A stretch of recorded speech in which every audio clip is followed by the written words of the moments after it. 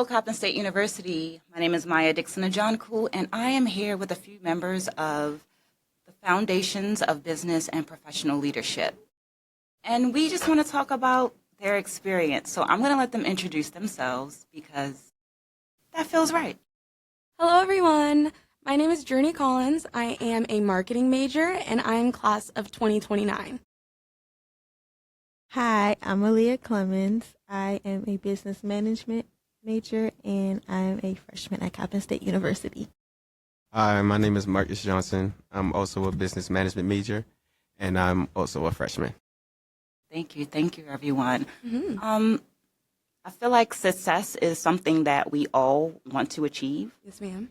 And this course was created by Professor Port with that intention. How can we support our first-year students in their success in the College of Business? So my first question, and any of you can answer it, is how would you define or describe the culture, the feeling, the vibe within the College of Business? I would say the feeling within the College of Business and how I would describe it would most likely be everyone comes and they're ready to work. Like, I don't see many slackers in the College of Business because I feel like they come and they know what they want and everyone wants to be successful, like you said. And I feel like the College of Business is like one of the main areas where I feel as if people are putting in that work genuinely. I would say the College of Business to me is like a family. Everyone is supportive. I think everyone also wants to see others win, especially people that look like us. So I definitely feel the support. I feel the vibe of the support. I feel the vibe of a family, and I love the College of Business. I agree with Aaliyah and Journey on both of them because I feel like the College of Business, no one slacks, and I could say it feels like a family because of Professor Port. Me personally, she kind of helped me, stop, slacking. She seen that I could do better for myself, and then she put in the effort for me to do better. Wow. As a faculty member and a staff here in the College of Business, that feels good to my soul because it's really about you all. My next question is in relation to the things on campus. So if you are thinking about someone coming after you, right? On campus, a resource, whether it be a person, an office, a room, what's something on campus that you feel was important to you in this year and that you feel like someone else should really know? For me personally, I would say the library. For the first, I want to say, week or two of the semester, I didn't have housing. So when I had a class that ended at 3 and then started at 6, I went to the library. The library is like, it's quiet. I was able to get my work done.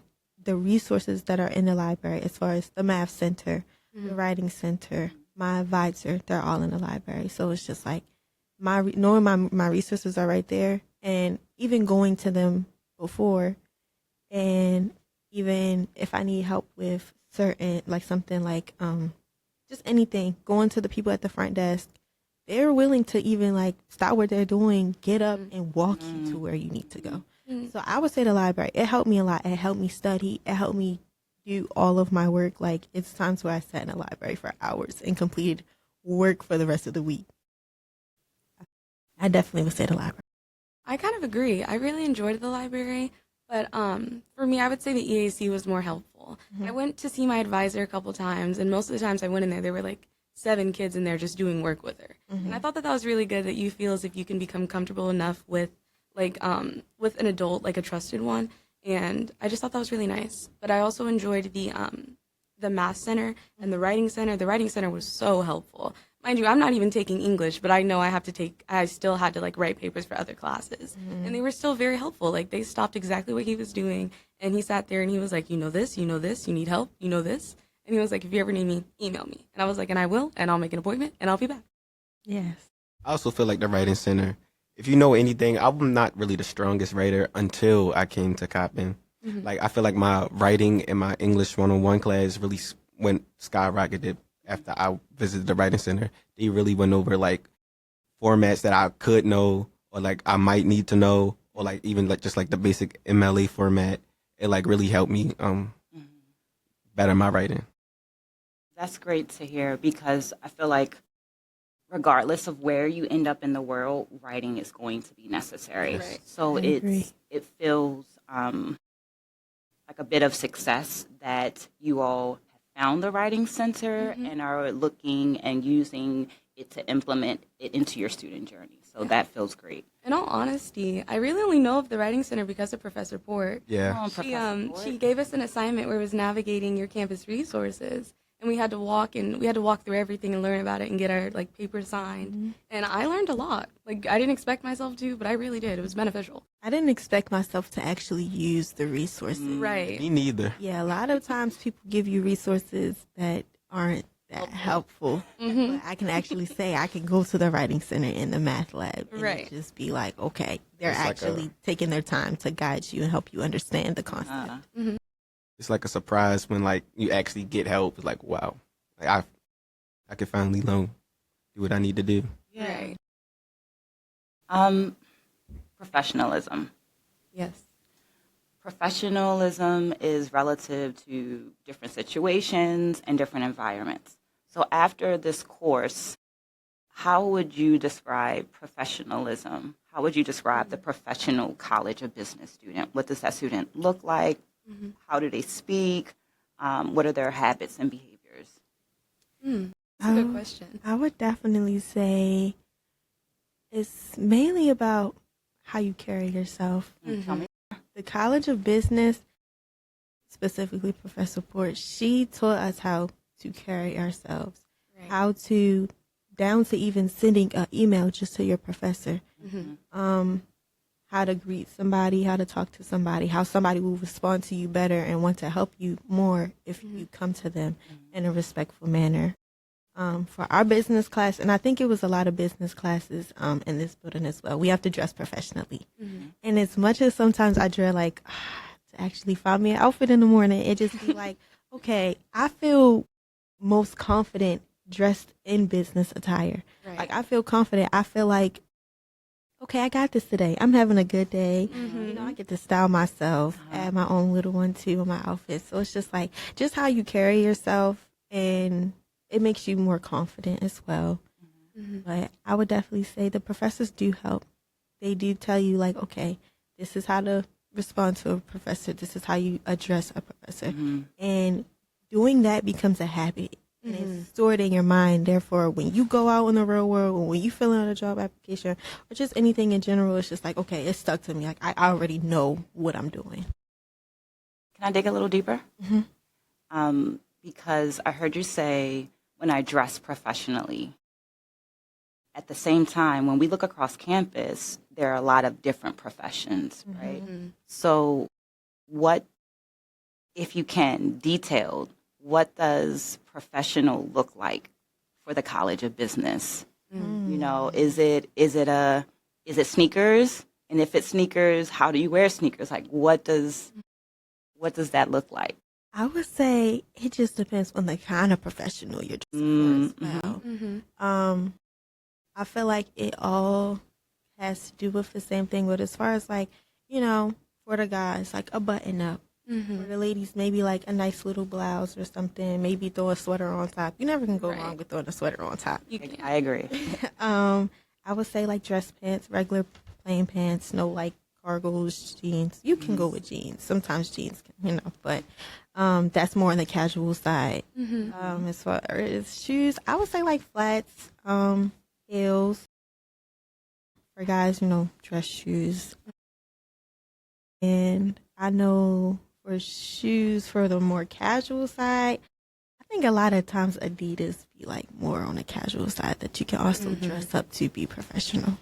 No, but I really like that. I feel like shoes, Adidas would be like the best option. Yeah. But I mean, you see so many people in such different attire. Yeah. But I feel like I'm very plain. I'm very basic. I love black slats and a white button up, or black slats and slacks and a nice blouse. Like, I just think it's very easy, like, if you stick to the basics, and I feel like you look the best. I feel like there are many people who try to wear a lot of clothes, and they're still trying to be fashionable, and most of the time they succeed, but other times it makes me think, is this appropriate for the College of Business? Mm. What would you consider inappropriate? When, oh, I'm sorry, Marcus, you want to go? Yeah, I feel like inappropriate would be like sneakers, rips in your pants, Right. you know, graphic tees. You should look the part. Yeah, like you shouldn't- have a reason to be. Yeah. Yeah. No caps. I like that idea of dressing for the position or the role that you want to be in. Yeah. Or Yeah. you believe it, you achieve 100%. it. Mm-hmm. Say it again. You believe it, you achieve it. Okay. This week, Yeah. there was this wonderful networking event Mm-hmm. curated by Professor Port.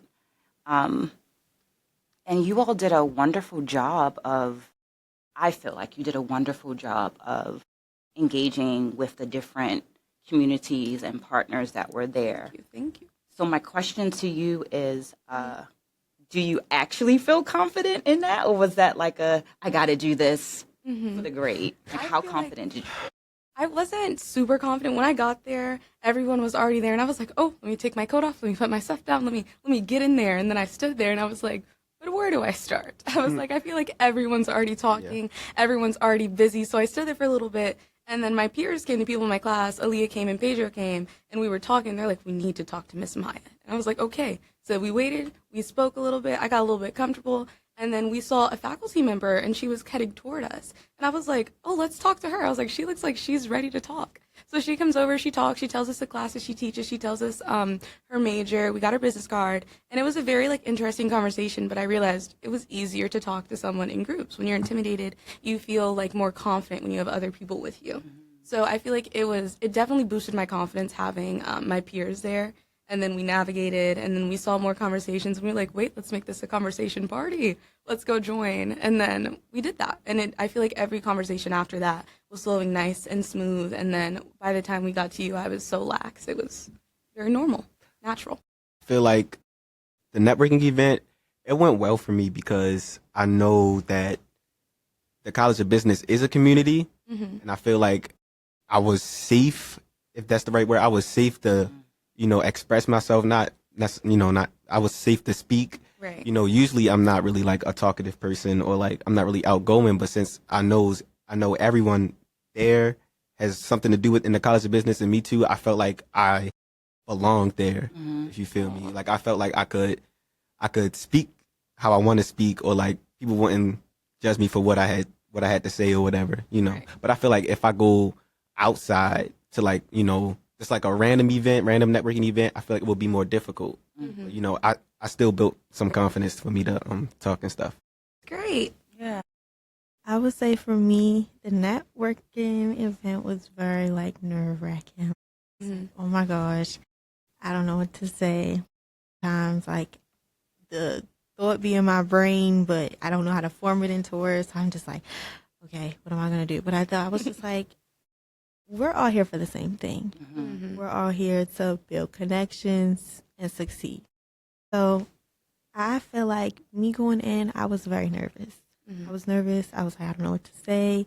But it was like I was talking to people and they kind of were like, I got you. Like if you need help with this, like Mhm. I know somebody who does this. Like this guy, he was telling me, I was like, oh yeah, like in the future I want to kind of get into real estate. He was like, oh, I got a friend for real estate. Like let me know, let me give you my number so you can like contact me if you need. So it was Yeah. kind of like, it was like they reassured you with like when you came to them. They kind of I feel like they kind of sensed our nervousness, Mhm. and they kind of was like, it's okay, like we got you. Like we're a support system, we're a resource for you. So it kind of made it easy once we got into the conversation. Mhm.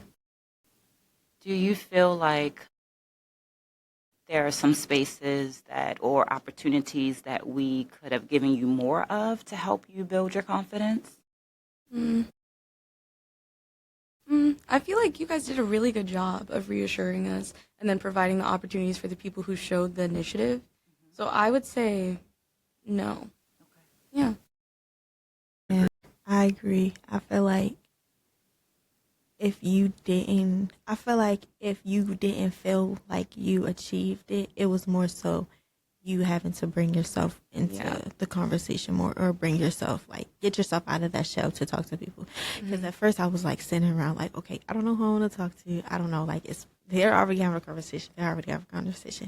Like, I was just like, okay, let me just walk up to somebody. Once you walk up to somebody, you get the flow going of the conversation. I feel like it eased you. Yeah. So I don't think that it was like more that could be necessarily done. I feel like it was good. I feel like you have to do your part, Yeah, for sure. to get where you want out of it. Real. Well, speaking to you doing your part, how do you feel? Do you feel, better question, do you feel like you've grown as a leader about this class? And if so, how? Definitely 100%. I feel like I did a whole 180 from the beginning to now. In the beginning, it was like, I don't feel comfortable doing this. I'm not going to do this assignment. It's whatever. But after I figured out what schedule works for me, and how I can succeed personally, it went up like that. After I found out what I could use to my advantage, Right. it just kind of smoothed out. Can I dig into that a little more? Yes. You mentioned schedule. Are you talking about like your class schedule, or are you talking about your own personal way of navigating the day? Both, because my schedule, my class schedule, I didn't have class Friday and no class on Monday, so those would be the days I would do my work. But once I figured out, because I didn't always have that, I switched my schedule around. But once I figured out I needed a day that I could solely dedicate to doing work, I feel like my work just it became better overall. I'm Quality passing. of your work. Yeah. Yeah. I'm passing. Yeah, I would definitely agree. I'm sorry, can you say your question one more time for me? Do you feel like you've grown in respect to leadership? Okay, yes. I would say 100%, because it's like coming to college is such a big change. Right. Like, you're going from, like, me personally, I'm like a mommy's girl. Like, I call her for everything. Even to this day, I be calling her like, hey, you gotta make my eye doctor's appointment. Like, she be like, no, you have to do that on your own. But now it just be like, I'm so used to just being on my own, as far as like, I'm a working student as well. So as far as like me having to get up and go to work, being at work for 7-8 hours a day, coming home, still be having to like finish my work, or like just being a working student is like, you have to learn how to do your work and you have to learn how to go to work. So it's just like with that, it's like you have to learn how to take care of yourself as far as setting your own schedule, making sure you don't fall behind. Right. And I feel like you can't be a leader if you can't lead yourself first. That part. So as far as setting my schedule, making sure I get to school. I was on campus at first, but now I'm not on campus. So if the shuttle run late, I still got to get to school. I Right. still have to get to my class. So it's just like small things like that. Or say, like I said, I'm not on campus. I can't just walk to the dining hall or the caf to go get me food. It's just like, how am I going to eat? It's like I have to figure things out for myself to lead myself to the right direction. So, yeah, that's my answer. I liked your answer. Thank you. But I agree with both of what Marcus and Aaliyah are saying. But I would say I've 100% grown. I feel like I'm like a better leader now than I was when I came in, because I always saw myself as a leader. I always tried to like help my peers the best that I could whenever given the opportunity or in that sort of position.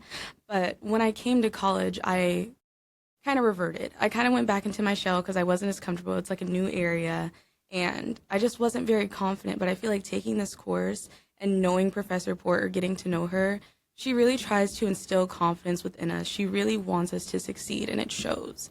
And it's such a good feeling. And that, like, knowing that she's trying so hard makes me want to do better for myself. So then I would get more out of my comfort zone. I would talk more in class. I would find the leader that was in there someday, or that was in there previously. And I just feel like I've stepped out more. I have a question for you. Okay. I like questions. So, as a faculty staff, so when you see students and you are like in communication with students or you're helping students, how do you go about what each student need? Like, say one student needs more help than the other, or this person needs to talk to you more than this person, or they just need more like attention when it comes to like their work, or you just being there for them. How do you understand that or go about that?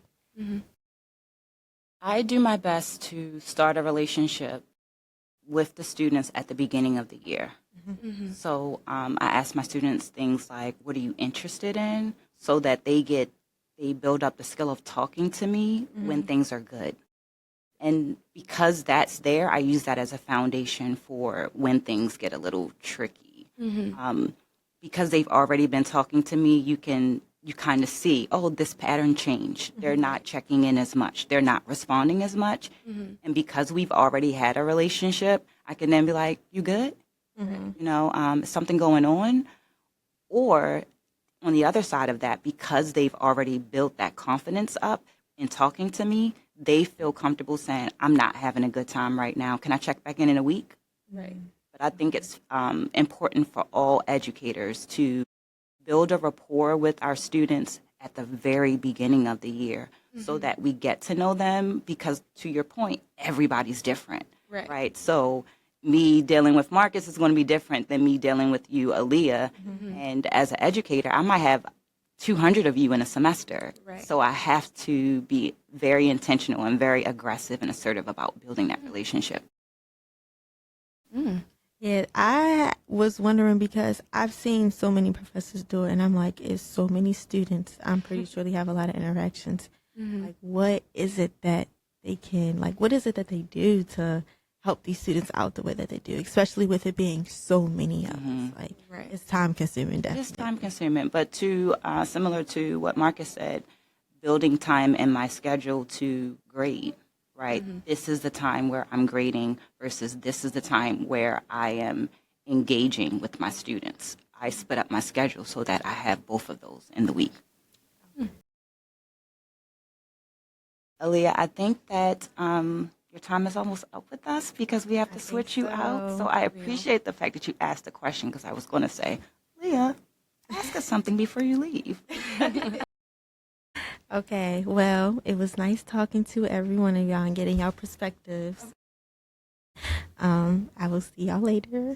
Bye, Leah. Bye. We have a new guest with us. Do you mind introducing yourself? Hi guys, my name is Yalile. I'm a management major and I'm a freshman. Thank you. We're at the point now where we've transitioned to you all asking questions of me. So, yeah, jump in. Okay, so I'm going to say, I know Aaliyah's previous question was kind of how you establish your relationship with your students, but I was curious, like, do you think that you typically help your students, like, find their sense of belonging within the College of Business, or do you help them more academically, or, like, how do you help them? Okay, I'm going to pull from my staff mind Okay. to answer this question. As a staff member, I know that retention is a thing. Right. And part of retention is students feeling like they're seen, they're heard, they're accounted for. Right. Right? So that's the leeway. We have to help you feel seen, heard. So that sense of belonging, building that relationship will then allow me to help you academically. Right. So relationship to success is how I look at it. Okay. I like that. We spoke on this, the College of Business being like a family. How do you, as like staff, how would you come towards like a student that you felt like was drifting away from their goals? How would you solve that, or how would you come about that? One of the things that I like to do in the beginning of the year is have students set goals for themselves. Right? I have my academic goals as the curator of this experience, but at the end of the day, it is your journey. Right. And I remind them of it. Hey, I remember we talked about X, Y, and Z. Are we going in a new direction? Right? right? I am just here to support. I'm the facilitator. I'm just here to support your journey. So I give it back to them because at the end of the day, you are the person that's going to walk across that stage, right? So how do you want that to happen? Let me be the wind beneath your wings, but you got to fly. Yeah. I just want to know, like, in that aspect, like, what few resources you recommend or like steps you recommend students taking, if they don't feel comfortable really seeking out that help head on. Yeah. Maybe because I am one of four, I believe that teamwork makes a dream work. So I encourage students to have an accountability partner in their classes. Right. In my lecture, sometimes I'll tell students, if you're taking notes, like get to know the person that's next to you and use something like Google, right? So that you can have a shared drive and then you can take notes on it and you both can, or the three of you can add notes on it. So building up a team, an accountability team. I also like to encourage students to use time management tools, even the calendar in your phones, right? Like putting alerts on there, when we give you the syllabus, go ahead and put those dates in your calendar, but then work backwards from it, right? So if the assignment is due on such and such a day, when do I actually need to work on that assignment? Exactly. So I like to offer tools at the beginning of the semester and throughout the semester. I'll ask students, like, what are you using? Because that idea of the shared notes in Google, that came from a group of students in my lecture hall. I had a lecture hall of like 80 students. I just saw them like typing and they're like, such and such is absent, but they're still going to get the notes because we're typing them out. And I was like, that's dope. Right. Like, I love that you're taking care of each other like that. So sharing resources is the way that I try to go about helping you to be successful if you're not someone that's going to readily say, I need you right now. Right. Come help me. Come support me right now. Other questions? These are great questions. I'm trying to think. Mm, I do feel like your questions as students helps us to be better educators. Specifically, questions and statements that you use on your student evaluations. Right. While we don't know your names unless you name yourself, which I don't suggest you do. They are great reflection tools for us. So at the end of the semester, I'll give myself a break and then I'll go into the student evaluations and I'll look to see what you said you needed more of, what you said you needed less of, what questions you have, and I try to apply them in the next semester. My question, it's a little bit random. It's just a tad bit random, but curiosity killed the cat. So I don't actually know what you teach. I'm very curious. And then I also wanted to know like what tools you use to teach your students. Like Sure. So I, because I'm sitting in this faculty and staff position, right. my faculty position is actually in humanities. Oh, I didn't know that. I teach West African dance. Oh, that's so nice. Thank you. And I also teach Introduction to Dance Education, which is one of Right. your general education requirements. Oh, So see you. typically that class is mostly non-dance majors. Yeah. So while I'm teaching dance courses, I get the opportunity to interact with you as College of Business students in Right. that online course. That's Well, if we don't have any more questions, I think that we've come to the end of our time together. That's really fair. Does anyone else have anything they'd like to add? Any random questions?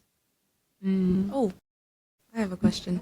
How do you feel about this talk? Because I feel as if this is a very beneficial talk, and I'm very grateful to have met with you and talked with you and like get to know how you see things. And also, I like the questions you asked us. Thank you. Yeah. I think it was beneficial as well. I think it was a great opportunity to, one, get to know you all better, Yeah. to get feedback in real time, to experience the podcasting space here Really in nice. the College of Business. This is like, woo! We're not going to call them toys, but They're not toys. they're not toys, but it is wonderful in this space. So, Right. yeah, I welcome this opportunity, and I'm happy that you all took leadership roles in fulfilling this and coming to the table and asking me Thank you. questions. I got another question. How do you handle like when a student feels like, let's just say hypothetically, you're not doing, Oh, enough for right. like on their behalf, not just like not professor wise. Like you're there, but you're not really like helping there. Right. You're just there to be there. Yeah. I asked them, What do you need? what do you need? Tea. What would you like more of? Mm-hmm. Because to the earlier point, there are so many of you, and you are all very different. Sure. I do have a background in special education, Yeah. so I pull on some of those tools. And the biggest tool from special education is that everyone is an individual, Right. and you know you better than I know you. Mm-hmm. So I'm going to ask you, and I'm going to sit there and wait. And I also have to tell my students, like, look, I learned by asking questions, so I'm going to ask you 1,000,001 questions, and you might have to say, Professor, that's enough. Give me a second. I'll come back to you. But I put that back on you. What do you need from me? Right. And I love that. I actually love how open you are as a professor because I know I've experienced like certain professors here where they're very closed off, they're very quiet, they're very much, this is your work, you do this, you pass. But it's like, what if I need some extra guidance? What if I need some help and some assistance? And then that's also why I think building a relationship with your professors is so important. Because if you don't have that relationship, you're not going to be comfortable enough to even advocate for yourself. Sure. So I'm very grateful that that's what you do for your students, and I think it's beautiful. But yeah, I think this is a beautiful talk. I just wanted to know, is there anything like that we didn't talk about or like mention that you think would be important for other students to know? Yeah, what burning questions? No, I don't have any, actually. I think to your earlier point of ma'am. Professor Port just being an amazing So educator and very thoughtful, intentional in her work. Yes. You all came prepared. You Thank asked you. really great questions. You answered very thoroughly. Mm-hmm. My soul is full. I'm good. That's so good. Good. I have one more question for you. I love how we keep doing this, but no, I'm actually really curious how you got involved. Like, how did you become our moderator? Great Because question. I just was told, and it was like Miss Maya will be our moderator, and I was like, who's Miss Maya? But Great question. I am someone that loves to ask questions, so that's Beautiful. embedded into my character. And because of that, this is something that I do. right. I always wanted to be like an Oprah and interview people. I love that. And I've just been working towards that. So outside of my work here at Coppin, I get commissioned to interview people, to moderate panels, and so forth. And then we have Professor Santiago, who follows me Right. on social media. So she's like seeing me engaging, and she's like, oh, I think you would be a good personality to do that. And I was like, okay, I love that. Yeah. Oh, that's so good. So, like, did you reach out? Oh, so did Dr. Santiago reach out to you, who then connected you to Professor Port? Yes. Yeah. Santiago Okay. knew that she wanted me to be a part of a podcasting initiative. Yeah. And Professor Port knew that she was building this class. So Right. we thought of, once again, teamwork makes the dream work. Yes, it How can we does. find an intersection between the podcasting, this business class, and just making it simple and easy for everybody? Right. Oh, I'm so glad. I love this. Like, I would do this again. I would Hey. like 100% do this again. Awesome. This is fun. Yes, it was. Oh, go ahead. Sorry. I personally feel like this is different. Like, this is something as I was always involved. I was in student government. I did dance. I did sports. I did all of that in high school. But we never really had anything like close to this. And Yeah. so I think this is a really cool and different experience Yeah. compared to, because I've always been that type of student to be really involved. And I know we have a whole bunch of stuff going on in the school. And I'm just like, that's cool. And then I had no idea this was here. And so when it was assigned to us, I was like, oh, yes, like we get to do something different. Like Right. 10 out of 10. I would do this again for Of sure. course. Awesome. But I would really love to thank you for your time and thank you for asking us questions and hearing our questions and just being here. Thank you. Thank you, you. Francis. just taking the time to Exactly, actually taking that time. participate with us. Mhm. But yes. All right, friends. Thank you. Can't wait to see how successful you are in the future. Bye, fellow you. Coppin students. Yes, goodbye. We are 7 minds, one vision.